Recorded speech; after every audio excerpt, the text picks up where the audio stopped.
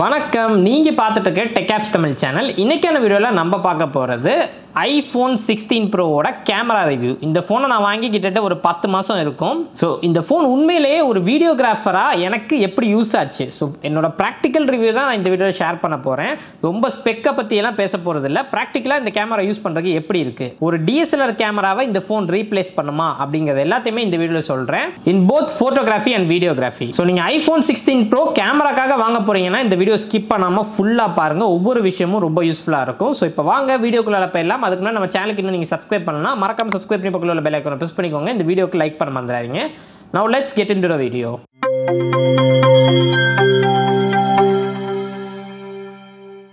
Okay guys, இப்போ இந்த iPhone 16 Proவோட full ஸ்பெக்கை நான் சொல்ல போகிறது இல்லை. 15 Proக்கும் 16 Proக்கும் என்ன டிஃபரன்ஸ், என்ன புதுசாக கொண்டு வந்திருக்காங்க அப்படிங்கிறத மட்டும் நான் குயிக்காக சொல்லிடுறேன். ஃபர்ஸ்ட் விஷயம், பிரைமரி 48 மெகா பிக்சல் கேமரா இந்த ஃபோனில் இருக்கிறதும் 15 Proவில் இருக்கிறதும் எக்ஸாக்ட்லி சேம். எந்த ஒரு வித்தியாசமே கிடையாது. அதே சென்சார் தான் யூஸ் பண்ணியிருக்காங்க. Sony IMX803 அப்படிங்கிற சென்சார். இது ஆல்ரெடி ஒரு நல்ல சென்சார் தான். ஸோ 16 Proவில் அது நல்லா தான் பெர்ஃபார்ம் பண்ணுது. அடுத்தது இந்த ஃபோனில் நம்மளுக்கு டெலிஃபோட்டோ லென்ஸ் மாற்றிருக்காங்க. அதாவது 15 Pro Maxல இருந்து அந்த டெலிஃபோட்டோ 5x டெலிஃபோட்டோ லென்ஸ் நம்மளுக்கு 16 Pro இந்த சின்ன சைஸ் மாடல்ல கொண்டு வந்திருக்காங்க. சோ அதனால நீங்க 16 Pro வாங்கினாலும் சரி இல்ல Pro Max வாங்கினாலும் சரி, ரெண்டுலயுமே சேம் கேமரா செட்டப் தான். உங்களுக்கு 5x ஆப்டிகல் ஜூம் நீங்க பண்ணிக்க முடியும். அடுத்ததா முக்கியமான விஷயம், அல்ட்ரா வைட் ஆங்கிள் லென்ஸ் இந்த தடவை iPhone 16 Pro ல அப்கிரேட் பண்ணிருக்காங்க. 48 mega pixel ultra wide angle lens கொடுத்திருக்காங்க. இது ஒரு புத்தம் புது சென்சார். நம்மளுக்கு இதுக்கு முன்னாடி இந்த 15 Pro 12 mega pixel ultra wide தான் இருந்துச்சு. சோ அதை கம்பேர் பண்ணும்போது இதுல ஸ்பெக் வைஸ் ஒரு பெரிய அப்கிரேட் மாதிரி தெரியுது. ஆல்சோ இந்த ultra wide angle 48 mega pixel camera தான் உங்களுக்கு மேக்ரோ லென்ஸாவும் யூஸ் ஆகுது. சோ அதுவும் ஒரு ஆடட் அட்வான்டேஜ். சோ இதுதாங்க இந்த போனோட ஸ்பெக். இப்போ நெக்ஸ்ட் பிராக்டிகல் டெஸ்டிங்க்கு வருவோம். நான் போட்டோ எடுத்த வரைக்கும் இந்த பிரைமரி லென்ஸ் எப்படி இருந்துச்சுன்னு கேட்டீங்கன்னா வாவ்னு சொல்ற அளவுக்கு இல்லை. ஏன்னா சாம்சங் கூட S25 அல்ட்ரா இல்லாட்டி இப்போ பிக்சலில் வந்த 9 Pro XL அதெல்லாம் நீங்கள் எடுத்துக்கிட்டீங்கன்னா இமேஜ் ப்ராசஸிங் ஐஃபோனோட ரொம்பவே பெட்டராக இருக்குது. நான் இதை கண்டிப்பாக ஃபீல் பண்ணியிருக்கேன். பிகாஸ் ஐஃபோன் ஒரு சில சிச்சுவேஷனில் இமேஜ் ப்ராசஸிங் எனக்கு அந்த அளவுக்கு பிடிக்கல. ஒன்று ரொம்ப வார்மர் டோனுக்கு போயிடுது, அப்போ இல்லாட்டி கலர் பாப்பப் அந்த அளவுக்கு நல்லா இல்லை. பட் அதை தாண்டி டீட்டெயில்ஸ் நம்ம பார்க்கும்போது சீரியஸ்லி நல்ல டீட்டெயில்ஸ் உங்களுக்கு iPhone 16 Pro கிடைக்குது. அதில் குறை இல்லை. நல்ல லைட்டிங் கண்டிஷனில் லோ லைட்டில் கூட இந்த பிரைமரி 48 மெகா பிக்சல் லென்ஸ் நல்லாவே பெர்ஃபார்ம் பண்ணுது.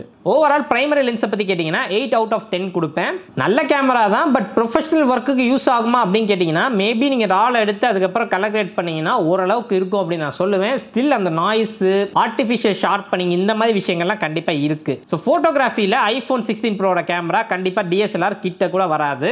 பிகாஸ் நீங்கள் ஒரு ஃபோட்டோ எடுக்கிறீங்கன்னா கண்டிப்பாக அது ஃபோனில் எடுத்த மாதிரி தெரியும். நெக்ஸ்ட் இந்த 5x டெலிஃபோட்டோ பற்றி பார்த்துருவோமா. இந்த 5x டெலிஃபோட்டோ சீரியஸ்லி நான் இந்த ஃபோன் வாங்கினப்போ ரொம்ப எக்ஸைட்டடாக இருந்தேன். ஏன்னா ஜூம் பண்ணி பார்த்தா எந்த அளவுக்கு வருதுன்ட்டு. இதில் நம்மளுக்கு டிஜிட்டல் ஜூம்லாம் இருக்குது, அதெல்லாம் நான் யூஸ் பண்ண போகிறதே கிடையாது. ஏன்னா பயங்கரமாக உடையும். பட் இமேஜ் ப்ராசஸிங்லாம் பண்ணி ஓரளவுக்கு அது இப்போ வந்து ரீட் பண்ணுற அளவுக்கு கொண்டு வர்றாங்க, அது இருக்குது. மற்றபடி 5xல நீங்கள் எடுக்கும் போது அந்த இமேஜ் சீரியஸ்லி சூப்பராக இருக்குது. ஸோ சொல்லப்போனால் அந்த 5x டெலிஃபோட்டோ லென்ஸோட அந்த கலர் சைக்காலஜி எனக்கு ரொம்ப பிடிச்சிருந்துச்சு. ஏன்னா ஒரு ஃபோட்டோ நான் எடுக்கிறேன், அது வந்து பிரைமரி லென்ஸ்லேயும் எடுக்கிறேன், டெலிஃபோட்டோலையும் எடுக்கிறேன். பட் டெலிஃபோட்டோ லென்ஸில் ஒரு மாதிரி கோல்டன் கலர் வார்ம் டோனில் வந்துச்சு. பார்க்கறதுக்கு அவ்வளோ சூப்பராக இருந்துச்சு. மேபி ஒரு சில இடங்களில் வார்மாக இருக்கிற மாதிரி நீங்கள் ஃபீல் பண்ணுவீங்க. பட் ஓவரால் எனக்கு இந்த 5x டெலிஃபோட்டோ லென்ஸோட கலர் சைக்காலஜி ரொம்ப பிடிச்சிருந்துச்சு. அண்ட் டீட்டெயில்ஸ் அப்படின்னு பார்க்கும்போது லோ லைட்டில் கூட நல்ல டீட்டெயில் இருக்குதுங்க. ஸோ இந்த டெலிஃபோட்டோ லென்ஸ் இதில் கொடுத்துருக்கிறது சீரியஸ்லி ஒரு நல்ல சென்சார். இதை ஆப்பிள் வந்து நெக்ஸ்ட் அப்கமிங் ஐஃபோனில் அப்கிரேட் பண்ணி 48 மெகா பிக்சலில் கொடுக்க போகிறாங்களா, அப்போ இன்னும் வேற லெவலில் இருக்கும் அப்படிங்கிறது நான் எதிர்பார்க்குறேன். ஓவரால் டெலிஃபோட்டோ லென்ஸை பற்றி கேட்டிங்கன்னா 8 out of 10 கொடுக்கலாம். நான் 9 கொடுத்துருப்பேன். ஏன்னா அடுத்த மாதம் லான்ச் ஆக போகிற ஐஃபோனில் 48 மெகா பிக்சல் வரதுக்கு வாய்ப்புகள் இருக்குது, அதனால தான். அண்ட் இப்போ நெக்ஸ்ட் இந்த புதுசாக வந்திருக்கக்கூடிய ultra wide angle lens 48 mega pixel. இது ஸ்பெக் வைஸ் பார்க்கறதுக்கு 15 Proலேருந்து பெரிய அப்கிரேடாக இருந்தாலும் நான் கையில் எடுத்து யூஸ் பண்ணும்போது எனக்கு 16 Proவில் டீட்டெயில்ஸ் கண்டிப்பாக பெட்டராக இருக்குது. அதில் வந்து மாற்று கருத்து கிடையாது. லோ லைட்டில் சூப்பராக பெர்ஃபார்ம் பண்ணுது. பட் ஸ்டில் நீங்கள் எதிர்பார்க்குற அளவுக்கு பெரிய டிஃபரன்ஸ் இருக்காது. லைக் 15 Proவையும் 16 Proவையும் நீங்கள் ஃபோட்டோ எடுத்து பார்க்குறீங்கன்னா அல்ட்ரா வைட் ஆங்கிள் லென்ஸில் பெரிய லெவலில் டீட்டெயில் டிஃபரன்ஸோ இல்லை பெரிய லெவலில் வந்து உங்களுக்கு டிஃபரன்ஸ் அப்படிங்கிறது இருக்காது. பட் நீங்கள் எக்ஸ்பெக்டேஷனை தள்ளி வச்சுட்டு பார்த்தீங்கன்னா இந்த லென்ஸ் நல்லா தான் பெர்ஃபார்ம் பண்ணுது. But typical ultra wide angle lens எப்படி பெர்ஃபார்ம் பண்ணும், லைக் உங்களுக்கு லோ லைட்டில் எடுக்கும்போது நாய்ஸ் கண்டிப்பாக இருக்கும். அண்ட் ஷார்ப்னஸுமே பார்த்தீங்கன்னா உங்களுக்கு கொஞ்சம் கம்மியாக இருக்கிற மாதிரி இருக்கும். ஆர்டிஃபிஷியல் ஷார்ப்பனிங் கண்டிப்பாக இருக்கும். பிரைமரி அளவுக்கு உங்களுக்கு இந்த அல்ட்ரா வைட் ஆங்கிள் லென்ஸ் வந்து இருக்காது ஜென்ரலாகவே. அதே மாதிரி தான் இந்த ஃபோன்லையும் இருக்குது. நீங்கள் 48ன்னு சொன்னோன்னே பிரைமரிக்கு ஈக்குவலாக இருக்கும் அப்படின்லாம் நினச்சி இந்த ஃபோனை வாங்கிடாதீங்க. And also ultra wide angle lens தான் இந்த ஃபோனில் வந்து மேக்ரோ லென்ஸாகவும் உங்களுக்கு யூஸ் ஆகும். ஸோ நான் இதுக்கு ஒரு பெரிய ஃபேன் கிடையாது. அல்ட்ரா வைட் ஆங்கிள் லென்ஸில் மேக்ரோ கொடுத்தாங்கன்னா இது ரொம்ப கிட்ட போய் எடுக்க வேண்டியது இருக்கும். ஒரு சில மேக்ரோ ஷாட்லாம் ஒழுங்காகவே எடுக்க முடியாது. நான் பெரிய ஃபேனாக இல்லைனா கூட இந்த 48 மெகா பிக்சல் வந்ததுனால இதுக்கு முன்னாடி இருந்த ஐஃபோனை கம்பேர் பண்ணும்போது இதில் டீடைல்ஸ் நல்லாவே கேப்சர் ஆகுது. உங்களால் ஒரு நல்ல மேக்ரோ இமேஜ் எடுக்க முடியும். பட் ரொம்ப சப்ஜெக்ட் கிட்ட போய் எடுக்கிற மாதிரி இருக்கும். அதுதான் ஒரு மைனஸ். இந்த அல்ட்ரா வைட் ஆங்கிள் லென்ஸுக்கு நான் 7 out of 10 கொடுப்பேன். நெக்ஸ்ட் நம்ம ஃபோட்டோகிராஃபி அப்படின்னு பேசும்போது இந்த ஃபோனில் புதுசாக வந்திருக்குது இந்த கேமரா கண்ட்ரோல் பட்டன். இதை வந்து நிறைய பேர் யூடியூப்ல பார்த்தீங்கன்னா எனக்கு யூஸே இல்லை அப்படிங்கிற மாதிரிலாம் சொல்லியிருப்பாங்க. இந்த பட்டன் இருக்கதே வேஸ்ட்டுங்கிற மாதிரி நிறைய பேர் பேசுகிறாங்க. பட் சீரியஸ்லி எனக்கு இந்த கேமரா கண்ட்ரோல் பட்டன் ரொம்ப யூஸ்ஃபுல்லாக இருந்துச்சு.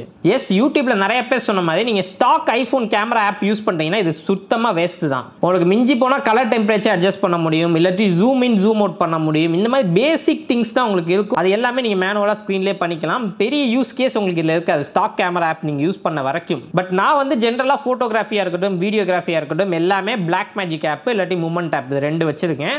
மூமெண்ட் ஆப் வந்து உங்களுக்கு பெய்டு, பிளாக் மேஜிக் வந்து உங்களுக்கு கம்ப்ளீட்லி ஃப்ரீ.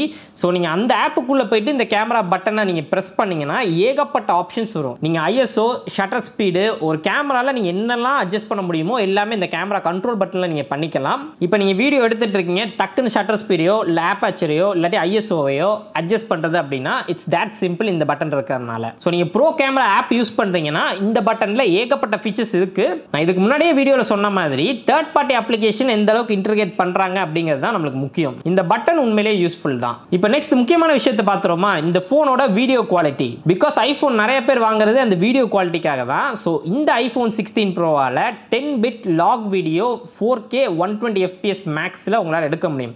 4K 120ல் உங்களால் லாக் எடுக்க முடியாது. பட் இதோட மேக்ஸிமம் உங்களுக்கு 4K 120 வரைக்கும் போகும்.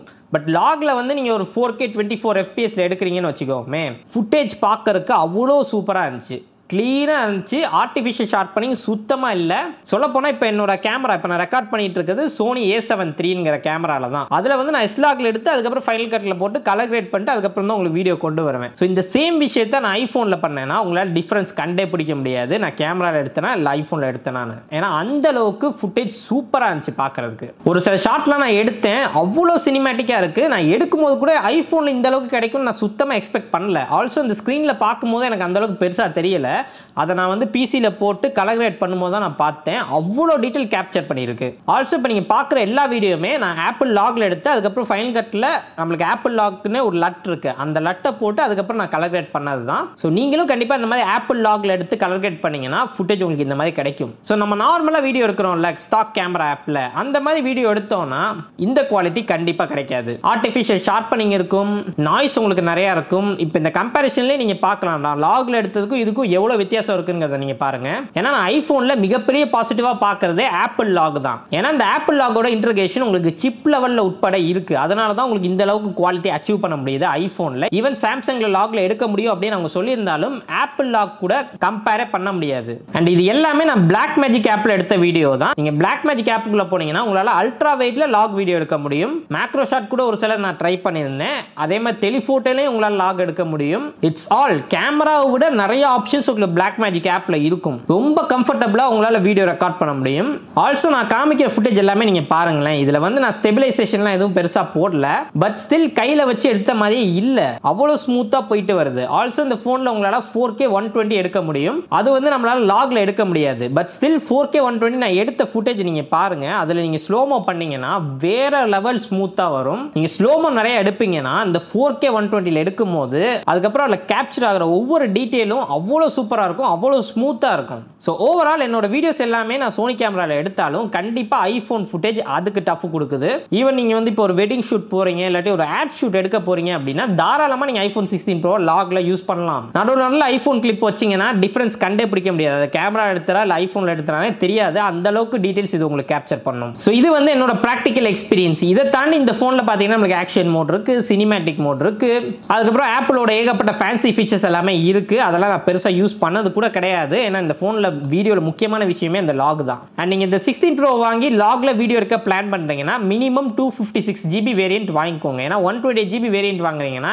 ஆப்பிளே லாக் பண்ணி 1080p தான் உங்களால் வீடியோ எடுக்கிற மாதிரி செட் பண்ணியிருக்காங்க. ஏன்னா இதோட ஃபைல் சைஸ் எல்லாமே ரொம்ப பெருசு. ஒரு நிமிஷம் வீடியோவே உங்களுக்கு 10 GB 12 GB மேலே வரும். ஆல்சோ ஒரு விஷயம் சொல்ல மாட்டேன், 16 Proல நீங்கள் டேரெக்டாக SSD கனெக்ட் பண்ணியும் வீடியோ ஷூட் பண்ணிக்கலாம். SD கார்டு எதுனாலும் நீங்கள் கனெக்ட் பண்ணி ஷூட் பண்ணிக்கலாம். பட் ஸ்டில் நான் உங்களுக்கு 256 GB தான் ரெக்கமெண்ட் பண்ணுவேன் இந்த லாக் வீடியோ ஆப்ஷன் நீங்கள் யூஸ் பண்ண போறீங்கன்னா. அண்ட் இப்போ இந்த ஃபோனோட பெரிய டிராபேக்கை பார்ப்போமா, ஃப்ரண்ட் ஃபேசிங் கேமரா. இது வந்து 12 மெகாபிக்சல் ஃப்ரண்ட் ஃபேசிங் கேமரா கொடுத்துருக்காங்க.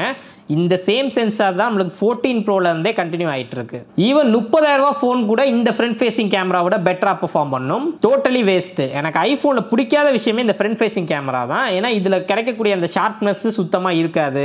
நல்ல லைட்னிங் கண்டிஷன்லேயே பார்த்தீங்கன்னா நிறைய நாய்ஸ் அங்கங்கே இருக்கும். And colour tone, colour pop up ஆகிற பற்றி கேட்டிங்கன்னா சுத்தம், அது நம்ம ஸ்கின் டோனுக்கு சம்மந்தமே இல்லாமல் எதையோ ஒன்று காட்டிகிட்டு இருக்கும். ஸோ சில பேர் சொல்லுவாங்க ரியலிஸ்டிக்காக காட்டுது ப்ரோ அப்படின்னு. பட் ரியலிஸ்டிக் இல்லை. இது வந்து ஃப்ரண்ட் ஃபேசிங் கேமராவில் ஏதோ ஒரு ப்ராப்ளம். சம்டைம்ஸ் ரொம்ப வார்ம் டோன்லயும் இருக்கு. இதுக்கு பாயிண்ட்னு கேட்டிங்கன்னா 5 out of 10 தான் கொடுப்பேன். இந்த 5 மார்க்குமே வீடியோக்காக தான். ஏன்னா ஃப்ரண்ட் ஃபேசிங் கேமரால நீங்க வீடியோ எடுக்கிறீங்கன்னா vlogலாம் பண்ணும்போது ஓரளவுக்கு நல்லா இருக்கும். பிகாஸ் காம்படிட்டர்ஸ்லாம் ஃப்ரண்ட் ஃபேசிங் கேமரா எங்கேயோ போயிட்டாங்க. இது கண்டிப்பா கம்பீட் பண்ணாது. அண்ட் அவ்வளவுதான் guys, iPhone 16 Proட கேமரா ரிவ்யூ. இந்த கேமரா ரிவ்யூ உங்களுக்கு பிடிச்சிருந்துச்சுன்னா லைக் பண்ணிக்கோங்க. ஆல்சோ கேமரா ரிவ்யூஸை தாண்டி எப்படி வந்து ப்ரொஃபஷனலான ஒரு வீடியோ ஷூட் பண்றது, இல்லாட்டி ப்ரோ லெவல்ல போட்டோ எப்படி எடுக்கிறது, ஸோ ஐஃபோனில் அதுக்கு ஒரு சில செட்டிங்ஸ் இருக்கு. Blackmagic ஆப் எப்படி யூஸ் பண்றது, இந்த மாதிரி விஷயங்கள்லாம் உங்களுக்கு தெரிஞ்சுக்கணும்னு ஆசைப்பட்டீங்கன்னா கீழே கமெண்ட் பண்ணுங்க. நான் கண்டிப்பா இன்னொரு ஃபுல் வீடியோ போஸ்ட் பண்றேன். எப்படி இந்த 16 Proல மேக்ஸிமம் பொட்டன்ஷியல், அதாவது மேக்ஸிமம் குவாலிட்டி எப்படி கொண்டு வரதுங்கிறதுக்கு செப்பரேட் வீடியோ நீங்க இன்ட்ரெஸ்டா இருந்தீங்கன்னா கண்டிப்பா நான் போஸ்ட் பண்றேன். So comment below. அண்ட் வழக்கம் போல இந்த வீடியோ பிடிச்சிருந்துச்சுன்னா லைக் பண்ணிக்கோங்க. மறக்காம நம்ம சேனலுக்கு சப்ஸ்கிரைப் பண்ணி பக்கத்துல உள்ள பெல் ஐகானை பிரஸ் பண்ணிக்கோங்க. மீண்டும் ஒரு ஆத்தியில் சந்திக்கிறேன். நன்றி, வணக்கம்.